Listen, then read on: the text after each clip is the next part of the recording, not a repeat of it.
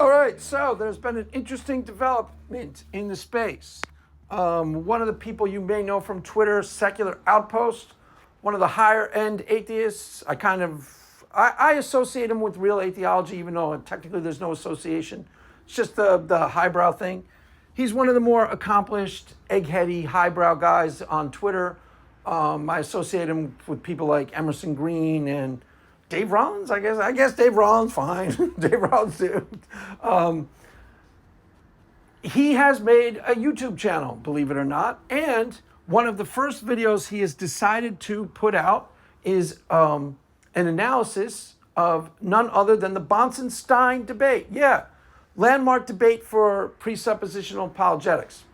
I'm not sure if it's actually what put presuppositional apologetics on the map, but it is profoundly influential. It's one that the people who actually practice presupps and do channels on presupps cite all the time. So it's very interesting that he chose to analyze this debate. Now, before I get started, I just want to make a quick side comment. I've said this before, but I want to reiterate this so everyone gets this in their noggin. There should not now nor ever be a special category of apologetics known as presuppositional apologetics. Doesn't serve us that there is. And this category of apologetics has a really bad reputation. Again, not necessarily justified. A lot of the people who practice it, I get that they can be gimmicky and they don't really understand the philosophy all that well. That's part of why. But for example, the other day I was watching Modern Day Debate. I kid you not, had an actual Christian debate, a theological debate on. Yeah, whoa, what? Yeah, it's really unusual. They had an actual Matt Dillahunty versus this guy called Christian Perspective, who I've watched some of his channel. Christian Perspective is actually a PhD in philosophy. He's really pretty sharp guy. It's a good channel. He was in a debate with Matt Dillahunty.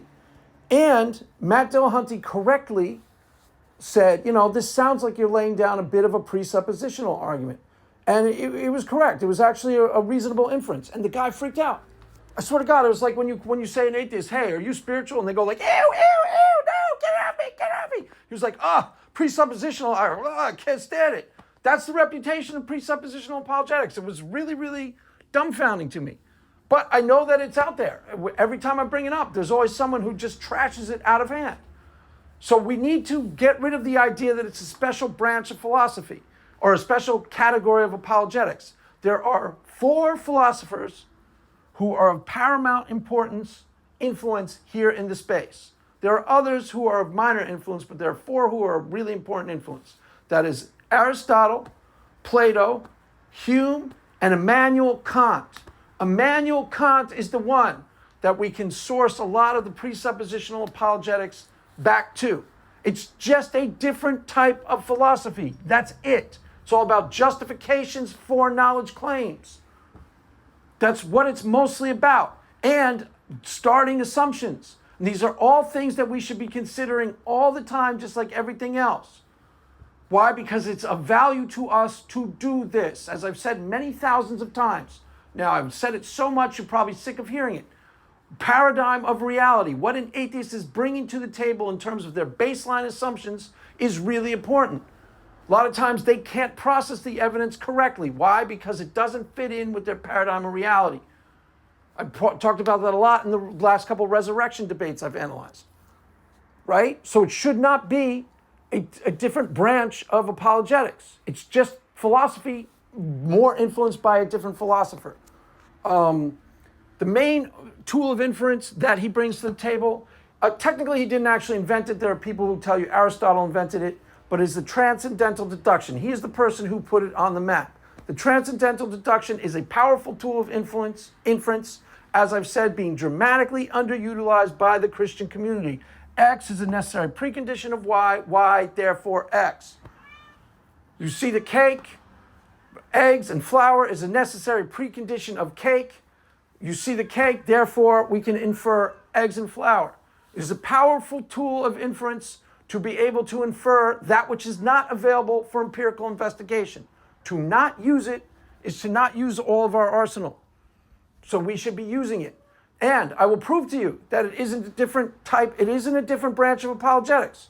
I'll prove it right now in this video, right now. You'll prove it right now, right here. Who is the most famous evidentiary apologetics out there today? William Lane Craig, correct? Okay, what's his most famous argument? The Kalam cosmological argument. Okay, fine. Yeah, good point. Okay, fair enough. What's his second most famous argument? His second most famous argument is probably his argument for morality, correct? Okay, that deals with abstract objects and transcendent categories, the things covered by presuppositional apologetics. And furthermore, it can easily be reconfigured as a transcendental deduction. Objective morals, God is a necessary precondition of objective morality. We have objective morality, therefore God. It's the same argument, just reconfigured as a transcendental deduction. Is there any benefit to doing that? I don't know. I'm not sure. I suspect that there is, though. I suspect that there is. I don't know. I've never really thought about it, but there you go. So the most famous evidentiary apologist working today with his second most famous argument is basically a Presupps argument, if you tinker with it a little. So there shouldn't be a special branch. Starting lines, baseline assumptions, and paradigm of reality is of paramount importance when we are dealing with apologetics. And furthermore, the other thing that I've pointed out manifold thousands of times at this point, or maybe I haven't pointed out all that much, but we are in a stalemate here in this space. When this first started, the atheists were winning, and they were winning by a lot. Why? They had a big, fat, juicy, easy target called fundamentalist Christianity. So they would come in and they would debate, and every debate they'd win, and they'd use those victories, they'd leverage those victories to make a whole bunch of people question the ontological status of God, even though the things they were debating were not relevant to it. So they'd leverage their victories in those debates, and they'd create deconverts. That hasn't happened in a long time. For the longest period of time, it has been a stalemate for at least 2 years. For example, this debate with Matt Dillahunty, Christian Perspective. If you're an atheist, you probably think Matt Dillahunty won, I guess, but I'm not sure how you would come to that conclusion. It's basically a draw. You go watch it, and the Christian goes, oh, the Christian did really well, and the atheist goes, oh, the atheist won, and no needle is moved on either side. No ground is gained. They've been in a stalemate for a long time. That's why, remember when William Lane Craig ostensibly said, I lower my epistemic standards, so that all the atheist community melted down at once collectively? That's why they did it. Why? Because that's the first time they had any hint of any sort of significant victory in a long time. So they all went crazy, and they made videos about it, and they foamed at the mouth for like 2 straight weeks. Why? Because that's the only victory they had in years. Years. There are no significant victories on either end at this point. But we in the Christian community have a really, really significant area of exploration that has been almost completely unexplored terrain. I think I've mentioned this before, but if I haven't, it's worth repeating. For example, when I was dealing with making a video about that William Lane Craig thing, because I put him in my YouTube search so many times, he started showing up. I started getting a lot of William Lane Craig videos in my notifications. So I watched a couple of his videos. There was one, him versus Alex Rosenberg, who's like pretty much a who's who established egghead of the atheist side. And he normally, William Lane Craig, has 5 standard things that he presents in almost every debate. This time he added 3. And the 3 he added were basically abstract objects, transcendent deductions. His morals argument, he has a new argument that he's working on that he hasn't really fully fleshed out, the argument of the efficacy of mathematics, based off of, what's that guy's name? I want to say Stigner, I forget the name. The name is escaping me offhand. And then there was one other, I forget, it was something like intentionality or propositions. So he has added 3. Basically what I'm trying to say is this, okay? Abstract objects and transcendent categories. Things like math, the ontological status of abstract objects, the ontological status of math. This is really, really fruitful philosophical terrain for the theists. And as of this hearing, it is almost completely unexplored. So there are victories here. There are victories here, really profound and big ones. And they're waiting to be fleshed out and be developed. And this is what I'm going to be talking about a lot in my videos to come. So, bearing all this in mind, it's a mouthful, I understand, but, it's worth hearing. Let's get back to secular Outpost. So when he was analyzing the debate, he zeroed in. What he did was his analysis is very well structured. So he was very thorough and very well thought out. So he's really good at that, actually. But he zeroed in on the core of the argument from Bahnsen. And he correctly got that it was somewhat misleading. Bahnsen argues that being a materialist, so Secular Outpost pointed out that he conflated materialist with atheist, a common mistake, but he starts arguing that a materialist cannot account for abstract objects and things like the laws of logic, cannot justify these things. And so Secular Outpost says he conflated materialists with atheists, and he says atheists, in fact, can account for these things, and he cites as evidence of this none other than Eric Steinhardt. Pretty sure I'm getting the name right this time. Eric Steinhardt, a lot of times I'm pretty sure that's the right name. If it is not the right name, everybody, you need to blame John Buck. It is his fault. He cannot duck accountability for this. If that is not the correct name, blame him and him alone. Why? It's his fault. It's not fair, Craig. I don't care about fair. It's his fault. Period. So, if that is not the right name, but his argument, he points out that Eric Steinhardt calls himself a Platonic atheist. Now, he cites that as evidence that there can, in fact, be such a thing as a Platonic atheist and a well-justified one. Here's the problem. I do not think that is the case. Now, I'm a big fan of Eric Steinhardt. As I've said, I've had him on my channel. I think he's one of the best and the brightest in the atheist community. That does not mean I had him on my channel, didn't actually get around to fleshing out or asking, but I've watched a lot of his videos, even read some of his books. I have never seen a justification for the actual position of Platonic atheists.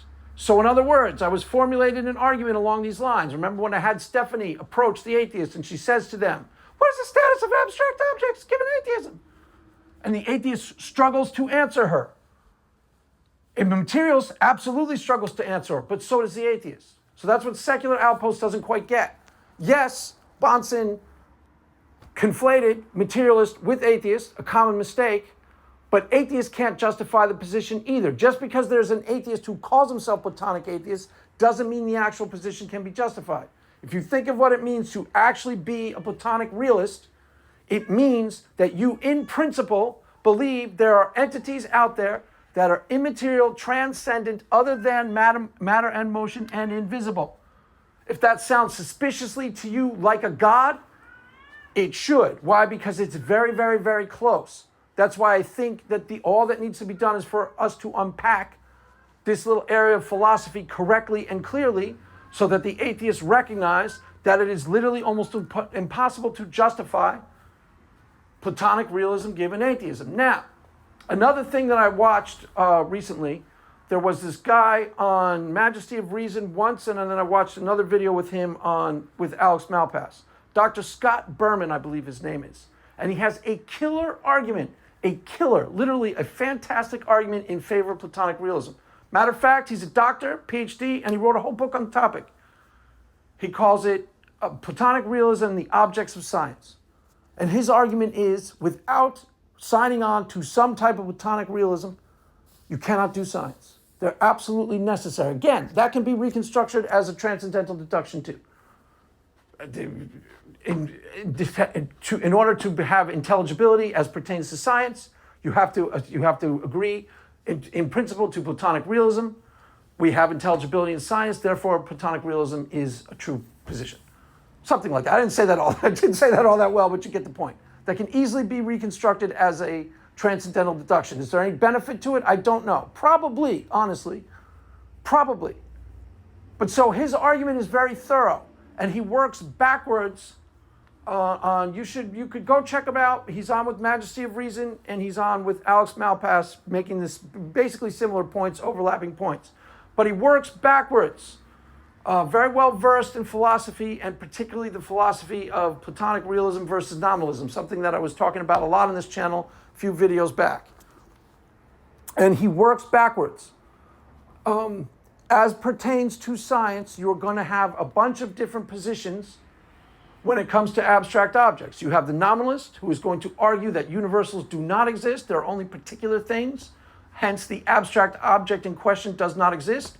As I've pointed out many times in the past, that is the most consistent position with atheism. If nominalism were true and materialism were true, atheism would be case closed. Not only would it be really easy to justify, but it'd be really hard to argue anything other than atheism is probably true. Why? Because those two starting points would almost necessarily entail that conclusion. As it is, nominalism is false. That's the argument that he makes on Majesty of Reason. That's the argument he makes in his book. The other thing that he argues, he basically does an impossibility of the contrary. He then argues of a form of realism that is downgraded in status from Platonic realism. It is sometimes referred to as Aristotelian realism. What it is it's saying, I don't want to get too complicated, but the gist of the matter is the nominalist is arguing, generally nominalism is defined for philosophical purposes if somebody doesn't agree, that someone doesn't believe in universals. I usually define it a lot more broadly than that, why I just keep things a lot clearer. That someone doesn't think that abstract objects exist at all. But generally in philosophy, it's that someone doesn't believe in universals, they only believe in particular manifestations of things. Now, a Platonic realism versus an Aristotelian realism, an Aristotelian realism is trying to find a middle ground between a nominalist and a materialist and a Platonist. It is saying, yes, there are such things as universals, but only insofar as they are instantiated in a particular thing. Now, he goes through really good arguments as to why this isn't a valid position. So the one I just remember off the top of my head, for example, he brings up the Rolling Stones, actually. He says, I see a red door and I want to paint it black. No colors anymore, I want them to turn black. I see the girls go by dressed in their summer clothes. I have to turn my head on till my darkness goes. I kid you not, he used this as an example. He said if Mick Jagger painted everything with there's the color white, the universal color white. If Mick Jagger painted everything black, would white, this is the argument against Aristotelian type of realism. Would white now not exist? Because the argument from Aristotelian realism is that the universal only instantiates insofar as it's in a particular thing. So there is the particular, and it has to be instantiated in the physical. And the argument against is if we papered over all the universal properties of one select category, would that thing now disappear out of existence? The obvious answer is no, it would not. Think of something like a dinosaur, for example. Dinosaurs don't exist in the world anymore, but does the reality of a dinosaur has disappeared?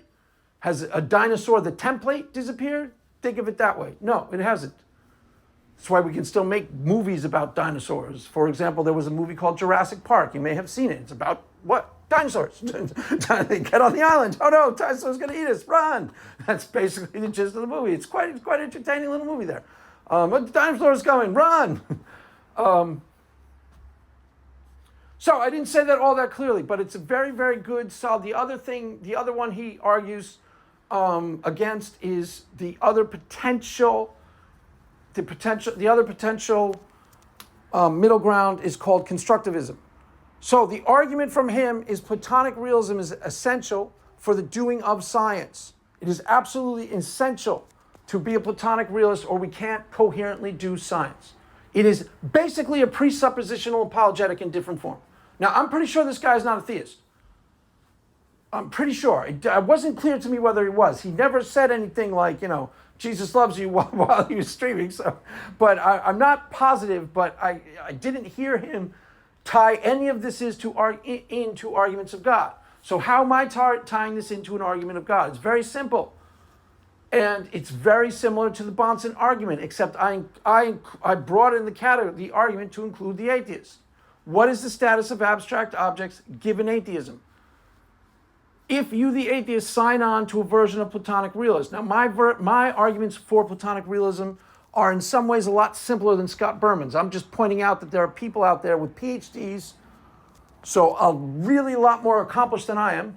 I know you all think I have a great YouTube channel. I agree with you, but he's a lot more accomplished than I am in terms of his intellectual credentials, who is arguing that Platonic realism is 100% necessary for, and convincingly arguing, for the doing of science. My argument is a lot simpler. There is no such thing as a round-the-boards nominalist. I've said this argument in other videos. I'll go through it really quickly. Okay, there are people who call themselves nominalism, and the reason why they do that, generally speaking, is more consistent with atheism.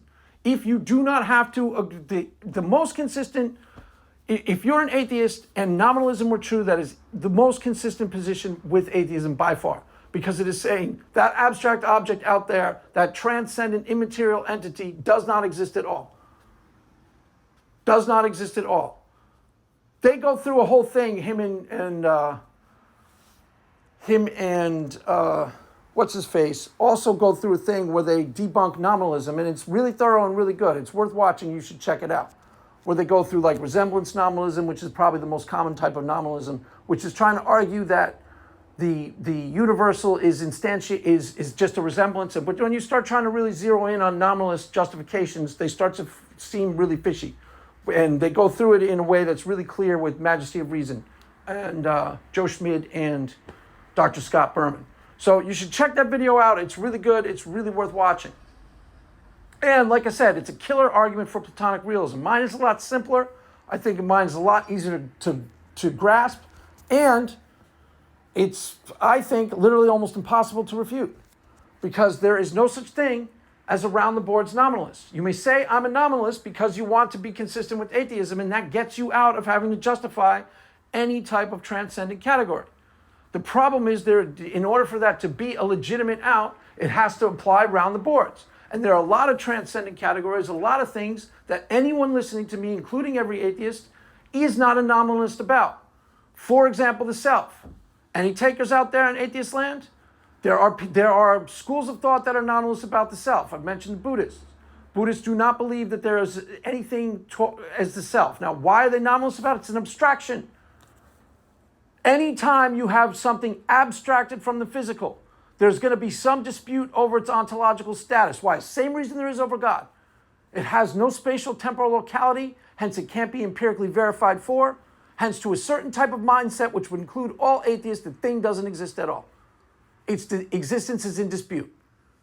Does that make sense? Everybody understand why that would be the case? And I pointed out there was this really committed philosophical nominalist who goes a lot further than most. And he was streaming with Sean Carroll, Joey Aruzzi or something like that. And he was trying to argue that some abstractions, for example, the company Microsoft, don't exist. He was even trying to argue that nations don't exist. You can get really, really far with nominalism. The problem is it's impossible to justify, and almost nobody signs on to it. Why? Because it seems really obvious to people that some of these abstract objects, some of these abstract entities, in fact exist. And why this is a killer argument for me is that I don't need the hardest forms of Platonic realism to justify. I can take the easiest. Does that make sense? In other words, as I've explained it in the past, there's no such thing as a sometimes atheist. You're either atheist all in or you're not an atheist at all, you believe in God. So you can't say, I'm an atheist, but I pray in this particular instance and I really feel like God answers me there. Then you're not an atheist at all. You cannot be a sometimes nominalist either. That's my argument. Okay? That's argument unique to me. You won't see it anywhere else.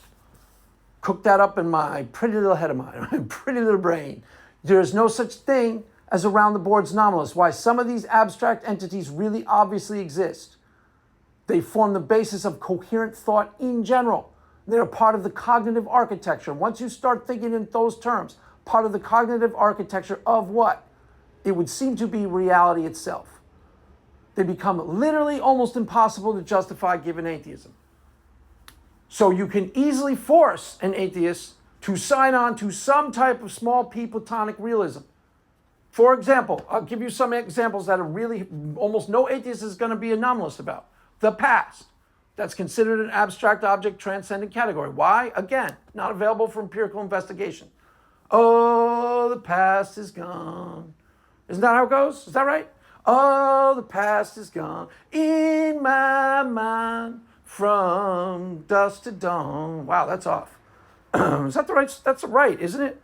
Isn't that the way everybody's got the dues? Wow, didn't get any more on key. Never mind. Forget that one. Forget I started singing that. Nothing. Never mind. Yes, that is right. That is Dream On by Aerosmith. The past is gone. Hence, no spatial temporal locality, and not available for empirical investigation. Just like the self. The self is an abstraction. It is something that we in the West abstract too easily and think exists. Buddhists do not. So they're nominalists about the self. You could be nominalist about some of these things, but you have to be nominalist about all of these things. You can't be a sometimes atheist. You have to be an atheist round the boards. Anytime a God claim comes up, you have to be able to go, there's no evidence for that one. That one I don't agree with. That one's like the sky fairy. It's ridiculous. You have to be able to do it around the boards, right? Same with nominalism. And there are some abstract objects and some transcendent categories that literally nobody is a nominalist about. Any takers on the past doesn't exist? Any takers? Atheists, I'm talking right to you. Any takers? Any of you want to try to successfully argue the nominalist position for the past? You can't. Any takers on there for the abstract object known as a nation state? It is an abstraction from the physical. That's why this guy was trying to argue that they literally, in fact, don't exist. Any takers on that? Are there going to be any takers? Get quiet in here, Craig. I understand that. Why? Because there are some types of Platonic forms or Platonic abstractions that almost nobody is going to say don't exist. And even the most easy to justify one still puts the atheist in a position. What? You are now signing on in principle to something that is transcendent, immaterial, invisible, other than matter and motion. How do you justify that given atheism? And I'm not making the argument in this video, so if you're an atheist, take a chill, relax. Not making the argument, I'm just pointing out how the argument is going to take shape. By the time the argument is actually presented in its most coherent form, there's going to be almost nobody who's going to be able to argue against it. The only downside of this form of argumentation is that it's very philosophy heavy, and most people don't know what I'm talking about. So you're going to have to explain it to a lot of people and unpack it clearly to show people just how hard it is to actually justify the position of atheism in any coherent way with actual, philosophy, metaphysics, and the actual grounding. So it is a Presupps argument. It is. It definitely is. And all that it requires is clear and concise unpacking so that everybody understands what we are talking about, so that we are all on the same page. So to reiterate, there is, and then I'll show you with the empiricist argument, just so everyone's clear, so we're all on the same page, so you all understand just how powerful this is actually going to be. Not saying it's powerful in this particular video, I'm saying this is the direction we are going. And Bahnsen helped me see this, to tell you the God's honest truth. Bahnsen helped a lot. There's some things I don't agree with Bahnsen. I think the downside of Presupps, where the bad reputation comes, they go too far. They try and argue that God is the precondition of intelligibility, and then whenever pressed on that, they can never give a coherent explanation as to why. That's where, and then they just try to back the person up and try to back you up into the corner. That's why it has a bad reputation, because everybody handles the argumentation poorly, or a lot of people do. Some handle it well, but very rare. What they normally say is God, they make a really, really big, huge, bold claim. You, the atheist, can't even, justify anything given atheism. And then when the atheist presses them, they can't really back it up. If you're going to make a big, bold claim, it is much wiser. It is much smarter, it's much better strategically and tactically when you are dealing with arguments and debates and argumentation to scale back your claims to the easily evidenced. It's much easier to build a path to victory that way. When you make too big of a claim, it's much harder to defend. It's much easier to scale back the ambition of your claims so that they're much simpler. Mine is much simpler. There's no such thing, much easier to defend. There is no such thing as anomalous around the boards. Every single person listening to me signs on to some type of Platonic realism. Why? It's the precondition of intelligibility. Period. That's why. Because you need it to think clearly and have a coherent framework for your thoughts. So everybody here, everybody signs on to some type of small p Platonic realism. Now that we all know we're on the same page, you ask the atheist, what is the status of those abstract objects given atheism? There is no clear, coherent answer. There isn't. As I've said manifold thousands of times at this point, the best philosopher in the atheist community, Thomas Nagel, has been well nigh over 10 years trying to find a coherent justification, hasn't found one. Wouldn't surprise me if he becomes a theist. there's a couple of key questions that you're going to have to answer as an atheist, and they become almost impossible to answer. Okay, you agree in principle to an abstract object. Where does it exist? That's a trick question. That's a trick question. Why? Because I told you it has no spatial, temporal locality. So technically the answer is nowhere. How can something exist nowhere in atheist land? How can something exist nowhere? That's the question. What you'll find, the only path of reconciliation is an atheist is going to have to construct some type of, Platonic nether realm to house these abstract objects. Theist is easy. What? Where they exist? Mind of God. Pretty easy. Why? Mind of God has all the same properties as the abstract objects. Immaterial, transcendent, invisible, other than matter and motion. All the same properties. Do you get it now? You are forcing the atheist to acknowledge something that is in principle really close to theism already. The same grounds that they say that they don't have to take you seriously as a theist is what? You got no evidence, you got no evidence. What do they mean? Empirical evidence. Okay, there's no empirical evidence for your transcendent categories either, for your abstract objects either. Why do you believe in them? Preconditions of intelligibility. You use them all the time just like everybody else. They are the preconditions of coherent thought. Of that, the presuppers are right, and they are 100% right. Immanuel Kant essentially proved that. So that is a killer argument. It is not necessarily an argument in favor, like evidencing the ontological status of God is an argument undercutting the coherence and the justification for the position of atheists. That's why it's a killer argument. And this is why it should be folded in to all the repertoire of all apologists. Evidentiary apologetics is good, it's limited. Why? It's based on, here's my evidence. It's all defense. You want to break the stalemate, you got to do some offense.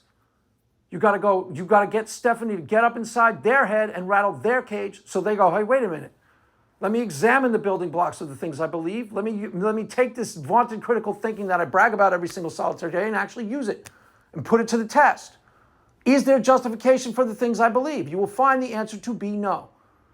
Okay, so one last argument to demonstrate the case, and then we will be done with this particular video. For example, there are three philosophies generally undergirding atheism: empiricism, materialism, naturalism. Of two of those three, empiricism and materialism are constituted as closed-end systems. They are built on the predicate that all knowledge is derived from what? Observation and experience. All knowledge comes from out there in the world. Now let's take empiricism, the granddaddy of all, the one that got the ball rolling.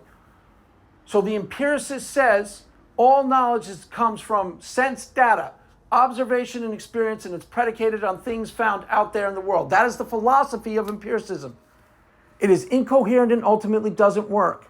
Why? Because it requires for its justification something not found in the system itself. So, as I've explained before, I'll explain again. Say I'm an empiricist. I am doing an experiment on what? The properties of water. So I boil water, find out it boils at 100 degrees Fahrenheit. I say, Stephanie, write that down. She goes, that's great, 110 degrees Fahrenheit. She's helping me out in the lab. What do you want me to say? Now, I go back tomorrow to do my experiment again. Remember, the philosophy of empiricism, not the practice of empiricism. Do you understand the difference? It's nuanced, but it's a clear difference. The philosophy of empiricism says that all knowledge is derived from what? Observation and experience out there in the world. And it's a closed-end system. It says all knowledge. Makes a universal claim. All knowledge is derived from what? Observation and experience out there in the world. Now, I go tomorrow to do my experiment on water, and we got an issue. Why? Because I'm going to boil water again. The water's there. How do I know what it boils at? Remember, all knowledge is derived from what? Observation and experience. So I either have to boil it again, or I can just assume and presuppose what? The regularities of nature. Well, I did it yesterday. I'm going to assume that it boiled at 100 degrees, 10 degrees yesterday, and it's going to boil the same thing today. I'm going to presuppose the regularities of nature. The problem is that totally discombobulates the entire philosophy of empiricism. Why? Because it is outside of the system itself. You are relying for a justification on something that is not found in your philosophy. Your philosophy says all knowledge is out there from observation and experience. All the peripatetic axiom is what is foundational to it. There is nothing in the intellect which does not first appear in the senses. Okay, now you see the issue. When I presuppose the regularities of nature, that is not in the senses first. That is something I am presupposing prior to empirical investigation. It is requirement, is a precondition of intelligibility, is a justification to get the entire project off the ground. I have to do it. Hence, my philosophy of empiricism fails on those grounds, and it fails irrevocably, insolubly, can never be justified. Why? Because I'm relying for something in order to do what I'm going to do with the practice of empiricism. I'm relying for something completely transcendent to my philosophical school of thought. And it's not justified. You can apply that same logic, that same basic logic. Now I'll unpack it because it's more nuanced to that when you start dealing with naturalism and atheism. But that's the essential logic. And that logic is going to hold around the boards. All that needs to be done is you need to unpack that clearly. All that needs to be done is that you're going to need to unpack that clearly. Why? Because there's no rejoinders for it, guys. There's none. Or none that I foresee coming. I can't foresee any meaningful, no, you're wrong, Craig. How? Okay, how? How am I wrong? Empiricism is foundational, is a philosophy predicated on all knowledge derived from sense data, observation, and experience. Except empiricism violates its own universal philosophy. It violates its own principles right from the start.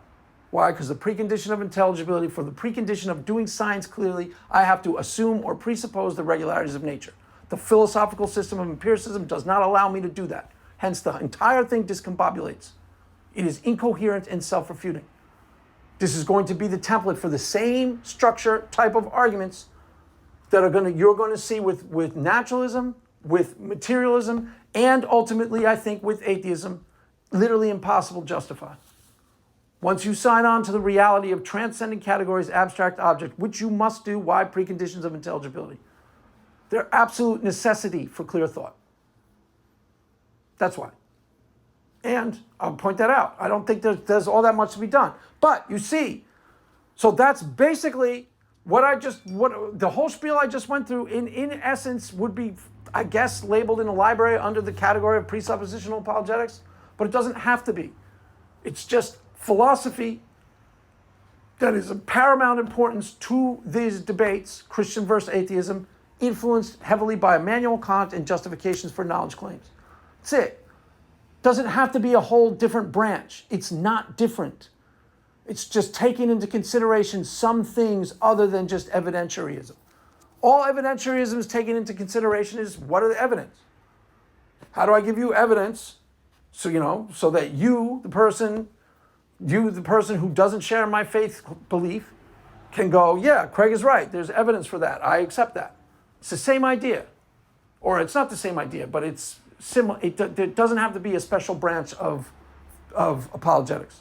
Nothing gained by making it a special branch. It should be folded into just all part of the same package. That's how I see it anyways. So there you have it, kids. With that, I will wrap up another slam dunk of a video, if I do say so myself. And that's all for now. The Mass is ended. Go in peace. Amen.